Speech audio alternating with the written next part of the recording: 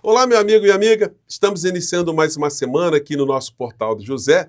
Semana essa que promete muitas emoções, porém diversas. Para pessoas como você e eu, que habitamos um mundo civilizado, que nunca praticamos crimes contra o Estado democrático de direito, os dias que se apresentam serão de normalidade. Teremos um feriado aí pela frente, onde teremos os divertimentos ou descansos, mas para criminosos, os tempos estão ficando cada vez mais nebulosos. O pior para essas criaturas é que eles vivem no negacionismo, então parecem não acreditar na existência de prisões. Mas em breve, muitos deles se transformarão em inquilinos dessas instalações aí que estão em várias partes do nosso país. Eu vou conversar com vocês sobre os últimos acontecimentos, situações jurídicas, aberrações que a CNN está praticando contra a sanidade mental dos brasileiros e uma matéria do Fantástico de ontem que colocou ali provas cabais da tentativa de golpe aqui no nosso país, que os negacionistas insistem em dizer que não existiram.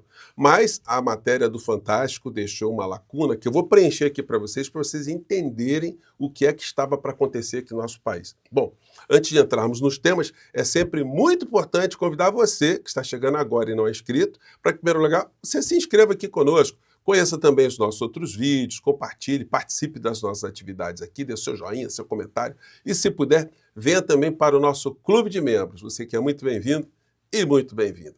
Gente, muita coisa interessante aqui para essa semana, né?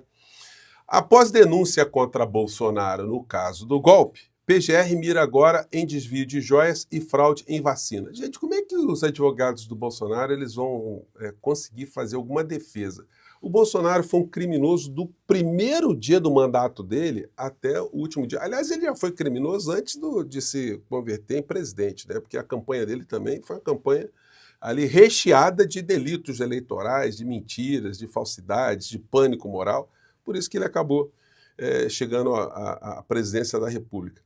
E aí, a partir daí, ele jamais deixou de praticar algum tipo de ato imoral, um ato ilícito, algo ilegal. E aí, a única alternativa para ele foi tentar um golpe para tentar abafar tudo aquilo que poderia cair nas costas dele.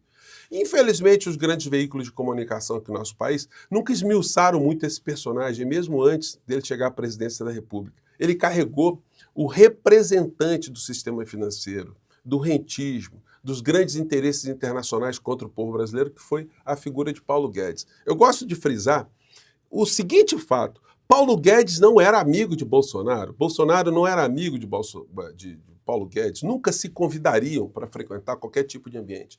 Foi um casamento que foi engendrado por uma estrutura que a gente não enxerga.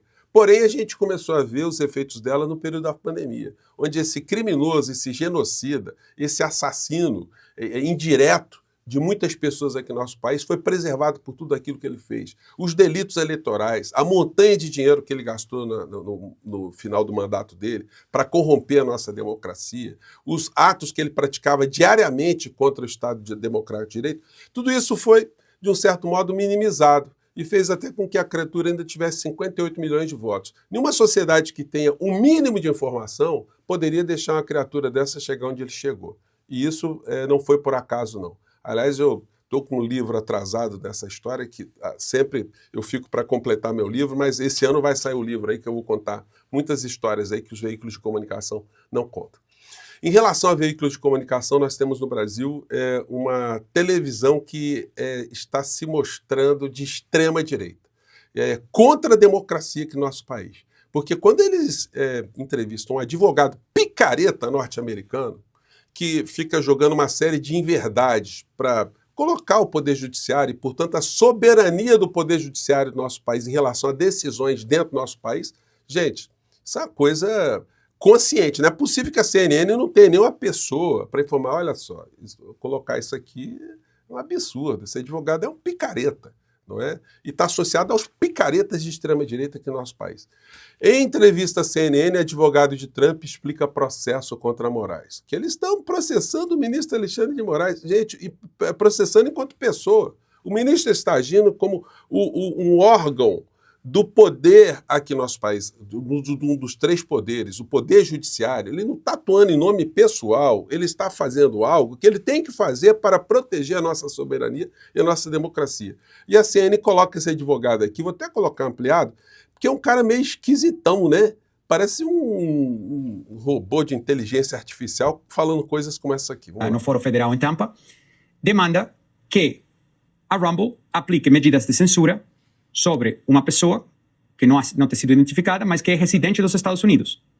Então, você está demandando que uma empresa americana, sem operações nem contatos com o Brasil, censure... então quer dizer, o ministro Alexandre de Moraes está demandando contra uma empresa que não tem contato, tem nada aqui no Brasil. Então o ministro Alexandre de Moraes ele tem uma jurisdição interplanetária, é isso?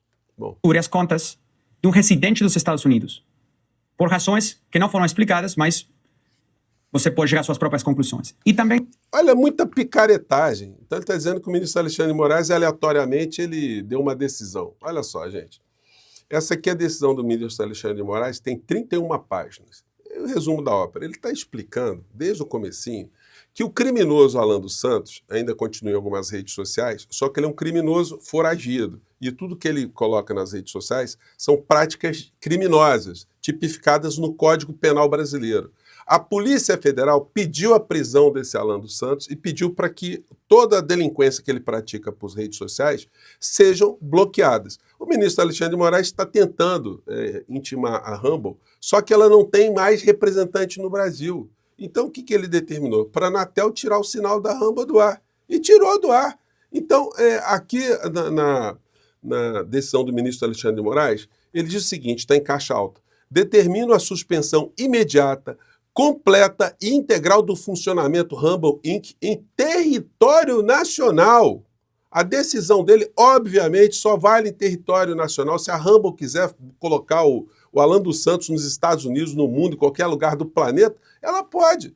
Porque é simples, é só não cumprir no território norte-americano a decisão do ministro Alexandre de Moraes, que diz respeito apenas ao sinal dela aqui no Brasil. E para não restar nenhuma dúvida, olha o que aconteceu. Starlink de Elon Musk bloqueia acesso ao Rumble por ordem de Moraes. Então esses caras ficam fazendo muita bravata, o ministro Alexandre de Moraes, agora ele vai ver o Trump e o Elon Musk, ele não vai mexer com esses caras, olha só. A Starlink do bilionário Elon Musk cortou o sinal da empresa que o ministro Alexandre de Moraes está mandando cortar.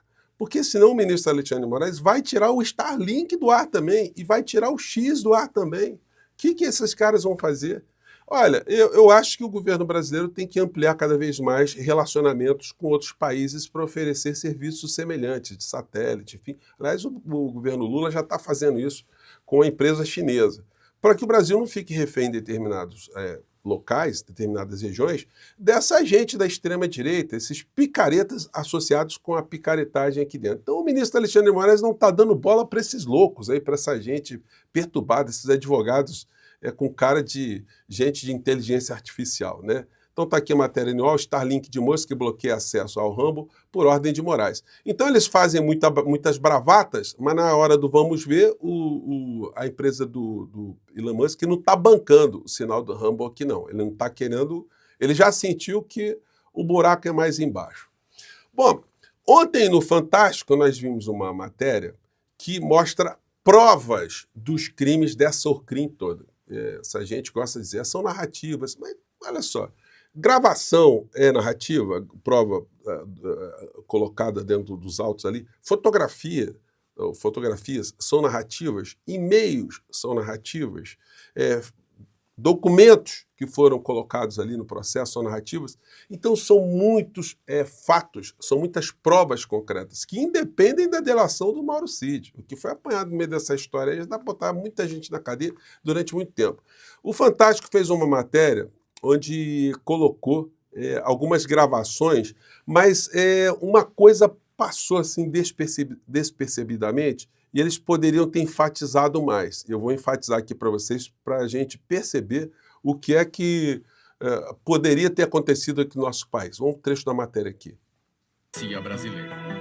Como esse áudio enviado pelo tenente-coronel Guilherme Marques de Almeida, que na época estava no comando de operações terrestres do Exército. Olha só, isso é o detalhe que não é tão detalhe assim. O comandante ele estava comandando o comando de operações terrestres do Exército. Bom, o que significa isso? Vamos pegar um pouquinho para frente. Se tiver alguma possibilidade de influenciar alguém dos movimentos. Eu estou tentando contar isso nas redes onde eles estão. Estou participando de vários grupos civis. Neste trecho, militar. Então, esse cara, ele comandava essa instituição, ou essa estrutura do Exército Brasileiro. Aí você entra no site deles, que chama COTER, Comando de Operações Terrestres, e você vai ver do que esse cara tinha nas mãos para poder praticar um golpe de Estado aqui no nosso país, só esperando o peteleco final. Atuar como órgão central dos seguintes sistemas: Sistema de Aviação do Exército, Sistema de Investigação e Prevenção de Acidentes Aeronáuticos do Exército, Sistema de Comando e Controle da Força Terrestre, Sistema de Coordenação das Operações Terrestres Interagências, Sistema de Informações Operacionais, do Sistema de Operações de Apoio à Informação, Sistema Integrado de Simulação de Combate do Exército Brasileiro, Sistema Integrado de Monitoramento das Fronteiras, Sistema Integrado de Proteção de Estruturas Estratégicas Terrestres e o Sistema de Defesa Química, Radiológica, Biológica e Nuclear. Cabe ao COTER ainda coordenar o emprego da Força Terrestre nas operações de garantia da lei e da ordem, nas atribuições subsidiárias e nas ações de defesa civil.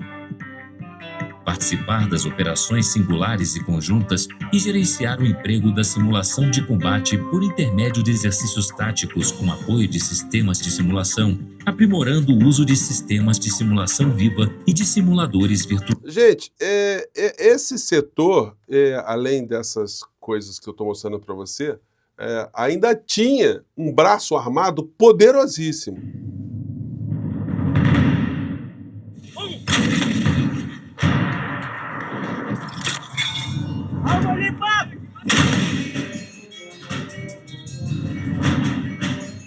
Então, gente, não foi brincadeira, não. A gente teve um cara que estava nessa conspirata toda e que tinha essa articulação, tinha esse poder de movimentar essas estruturas todas que, com certeza, ele já tinha conversado com muitas pessoas dentro das Forças Armadas, dentro do Exército, sobre o que eles estavam planejando.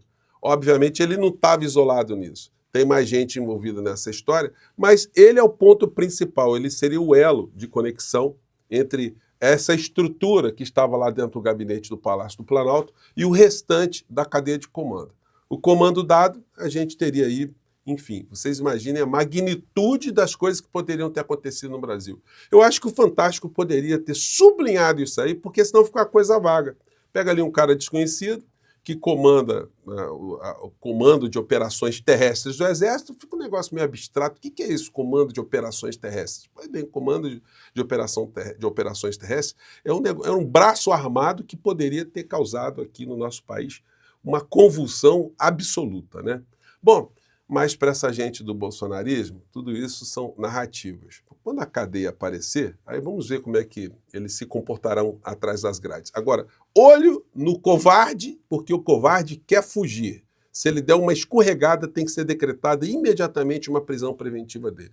Conversarei sobre isso mais tarde com vocês no nosso outro encontro, tá legal? Por enquanto eu fico aqui. Um grande abraço e até mais. Tchau!